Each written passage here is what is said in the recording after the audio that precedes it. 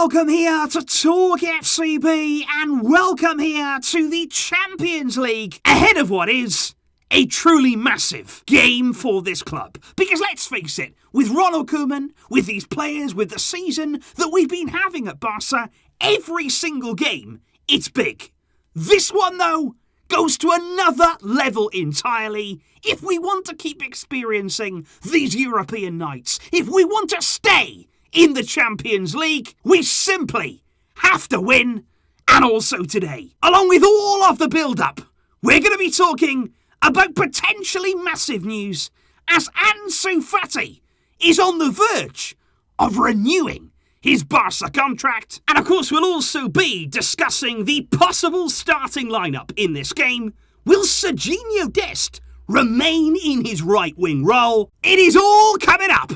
Sit right back and let's get to it. Because indeed, live from the Camp Nou on Wednesday evening, Barça will be taking on Dynamo Kyiv from 6:45 p.m. As you can see there, it is the earlier kickoff slot in the Champions League. And there was only just over 47,000 fans in attendance at the Camp Nou against Valencia. That was the first game where we were allowed 100% of our spectators inside of the stadium. It's still a lot of people, of course, but that's not even half full for the Camp Nou. And Joan Laporta has called on the fans to come and support the team, to experience the Champions League and help us get over the line in what is here an absolutely massive, massive game. And this, right here, is why Barça, as of right now, have 0 points after 2 Champions League games played. We don't even have a goal. We don't even have a shot on target. Our goal difference is not looking good. And make no mistake about it, if we don't win this,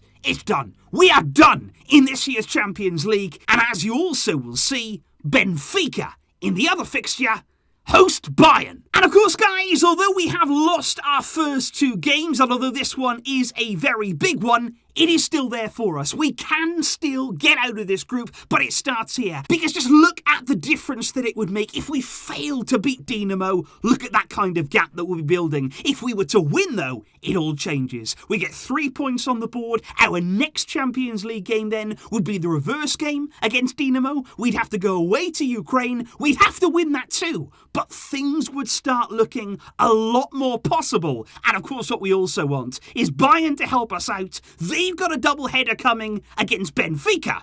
We need them to win both of those games. And I do believe that coming into this fixture, Barça fans, Barça players especially, are feeling more confident after, of course, we got a vital win in the league on Sunday against Valencia. I think that was really, really important because I think that if we came back and lost or drew there even after that international break, it would have been chaos. It would have been absolutely spiralling out of control. We got that win. We settled a few of the nerves, but this right here is the big one. And this is what I'm asking of the team right now, because throughout the season so far, Barça have failed to win back-to-back games. You look at our season so far, we started brilliantly at home against Real Sociedad. The very next game, we fell down against Athletic Club. We beat Getafe, there was an international break. Again, we got smashed by Bayern. Then we thought, you know what, we've beaten Levante, Ansu Fati is back, we can do this, we can build some momentum. But just 3 days later, we were crushed in this competition by Benfica.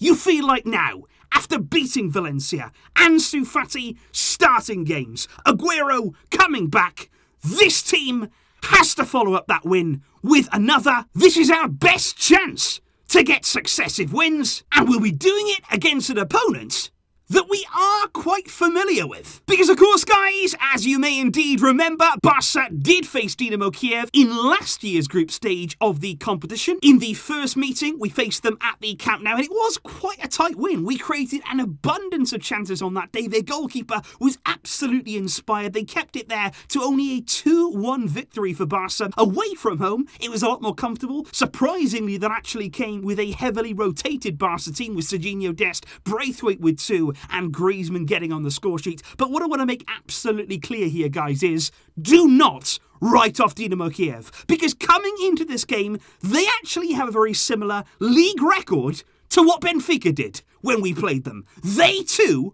are unbeaten. They are top of the Ukrainian top flight right now. They're full of confidence. They've got a really young team. They do not have many players in their team over the age of 30. They're going to be coming into this game full of energy, without fear they're going to be playing. And please, please, please, Barcelona players, don't take this lightly. You are going to have to perform. You're going to have to earn this win. But coming into this game, along with the confidence that we gained from the win over Valencia, what we've also been boosted by today, and what us fans have really been waiting for, was some Ansu Fati contract news. Because of course, since he's come back, it's been like he's never left. He's picked up exactly where he left off, scoring goals and looking absolutely incredible. But what we've all really wanted was some news on keeping him with us in the long term. And there is some big news coming, because both Mundo Deportivo, Sport, and even Ronald Koeman in his press conference, he said that he was aware of the negotiations that have been taking place, and apparently now Barca are closing in on a long-term deal for Ansu Fati. It could be until 2026. Some sources are even saying that it could be until 2027. This man's future, it is right here at Barca, and there's even talk that just like with Pedri, Ansu is going to make sacrifices. He only wanted to play here, and we could be looking at another deal with a 1 billion release clause. We ain't playing. The messing about is over, and the real business starts now. Because when you are looking at the team news ahead of this vital clash here, the likes of Dembele, Araujo and indeed Pedri remain on the sidelines there, suffering with injuries, and they're going to be in a race against time to be fit for El Clasico. Also joining them on the sidelines there is going to be Eric Garcia. We knew that one was coming after his red card against Benfica sees him suspended for this game. And what I would really say to Koeman right now is, please stick with 4-3-3, because I think against Valencia there was a different shape to the team. We were a lot more aggressive, we were working a lot harder off the ball, and yes, it wasn't a perfect display, but it was a lot better than what we'd been seeing with 4-3-3 there. Like I say, you stretch the pitch, you get that natural width there in the front line. I also think it's really important for that midfield there to have players very close surrounding Sergio Busquets. That midfield functions so much better there with the three close together, and also what it does as well, it doesn't put so much pressure on your fullbacks. You can have the likes of Alba go forward, bomb on down that left-hand side, but if you wanted to, because you've got that extra winger there up front, you could leave the right back where he is. You don't have to have them both going at all times, both of them providing the width, and I think 4-3-3, with the situation we're in right now, it's the best way forward for this Barca team. And in terms of the starting lineup, what we are all waiting for here, I think personally, I'm really excited to see, is Dest going to play again at right wing? Because like I said, last season, he scored against Dynamo. He showed again his prowess in front of goal. And I would start him, I really would, in that front three. I would play exactly the same trio that we had against Valencia. Ansu there, coming in off the left-hand side. He makes the room there for Jordi Alba to go on and overlap on that left. Memphis down the middle. And then Serginho Dest providing width on that right-hand side. And a heck of a lot of pace as well in midfield. Again, I would keep it the same. No reason to change in that area. Busquets, Frenkie de Jong and Gavi. But I would make a change at the back. Not only the enforced one, I honestly think right now Longley's going to come in. I think you could play Mingueza there, but I don't really think that Koeman will go that way. But what I would do is replace Sergi Roberto in this team with Mingueza. I thought he came on against Valencia. I think he works much better there, playing just behind Dest. That works for me. He can be the more conservative fullback, and that is how I would line up in a game here that could define our season. In a game here that there is no, and I mean no, room for error. We've got to win. And this is a team that can get it done. Finally though, guys, what of course we're all wondering is, can we do it? We all want to win this game. We all know that we need to win this game. But in terms of the predictions, do we feel like Barca are going to get the job done? That Barca are going to finally record successive wins this season? You guys are in much more confident mood than you were before Valencia. And I think we're all feeling that same sort of way right now. We are cautious. We don't want to think too ahead of ourselves. We don't want to really get too overexcited about what the team can do. But I think we can win this. I think we can beat Dynamo. We should be beating Dynamo at the Camp Nou.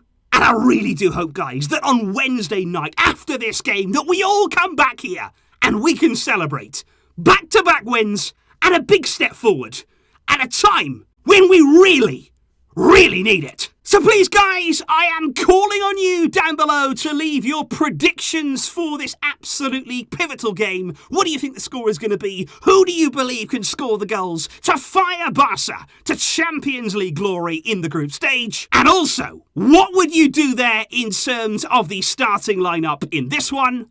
Please let me know all of those thoughts down below. I will see you tomorrow when our fate will be sealed. But until next time, as always, Visca El Barça.